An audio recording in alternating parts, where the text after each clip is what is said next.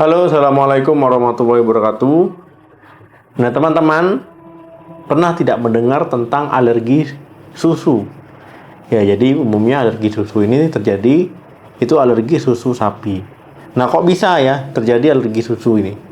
Nah, jadi ya sistem tubuh kita ataupun sistem kekebalan tubuh kita itu menganggap ya kandungan protein pada susu sapi itu adalah hal yang berbahaya, jadi reaksinya berlebihan. Nah, itulah akhirnya timbul yang gejala alergi ataupun reaksi alergi. Ketika terjadi reaksi alergi, yaitu bisa gatal-gatal, bisa muncul ruam-ruam kemerahan, bisa diare-diare, ataupun kondisi ya mual, muntah-muntah. Alergi susu sapi ini umumnya dialami oleh bayi ya ataupun anak-anak, itu paling sering. Nah, orang dewasa pun ada, tapi kasusnya jarang. Nah, kemudian ya selain alergi susu sapi, biasanya alergi susu domba, susu kambing. Nah, alergi ini muncul ya ketika mengkonsumsi susu tersebut. Apa penyebab alergi susu?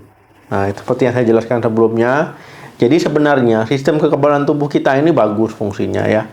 Baik peranannya untuk mencegah kita dari kuman, dari infeksi bakteri ya. Jadi intinya biar kita nggak sakit, biar kita nggak kena penyakit.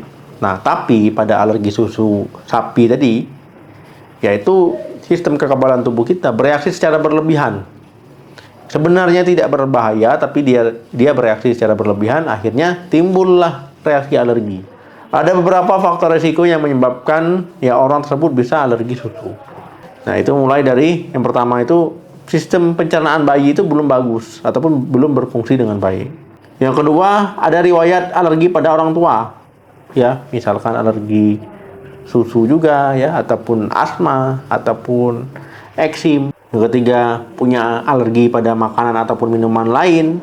Nah, jadi itu adalah faktor risiko yang meningkatkan ya orang tersebut bisa mengalami alergi susu. Apa saja gejala alergi susu?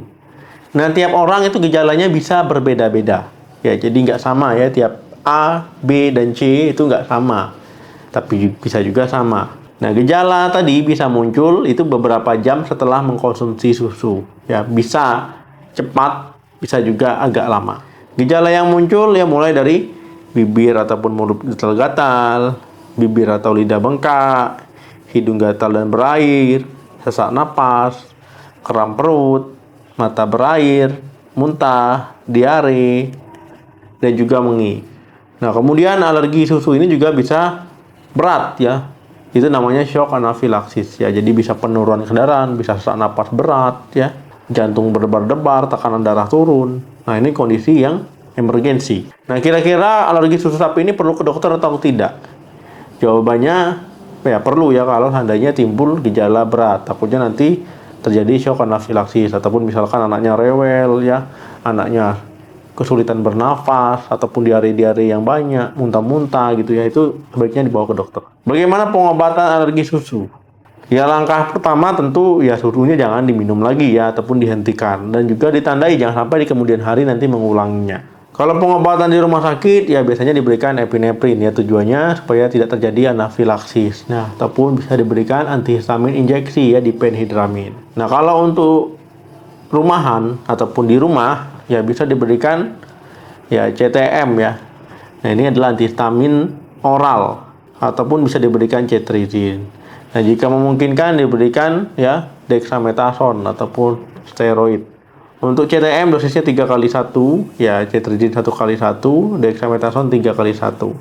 Nah, tapi kalau gejala sudah mereda ya nggak usah diberikan lagi. Kemudian bisa diberikan ASI ataupun air susu ibu. Nah, jadi memang air susu ibu itu ya ini bagus ya karena kandungan nutrisinya, karena ada sistem kekebalan di situ. Jadi bisa mencegah alergi susu ya, susu sapi tadi. Nah, jadi teman-teman, kalau seandainya anaknya masih ASI ya sebaiknya ASI saja, jangan pakai susu bantu ya. Berikutnya bisa diberikan susu kedelai ataupun soya.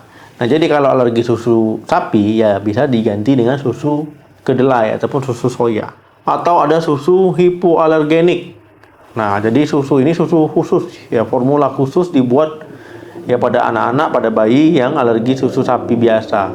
Nah, tapi biasanya mahal. Yang murah mana? Yang murah ASI. Bagaimana pencegahan alergi susu, dok? Nah, jadi pencegahannya Ya kalau memang masih ASI eksklusif, ya baiknya ASI eksklusif saja, jangan ditambah-tambah susu bantu.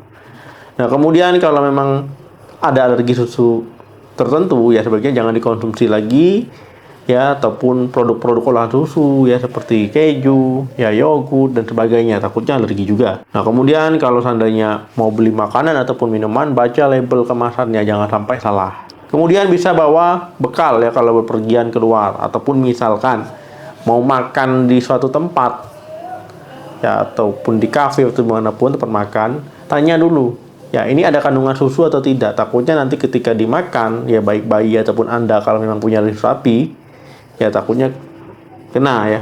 Nah jadi itu teman-teman, ya, cara pencegahannya. Semoga membantu. Terima kasih yang sudah menonton video sampai habis. Jangan lupa like, share, dan komen. Sampai ketemu lagi di video saya selanjutnya. Salam sehat, sampai jumpa.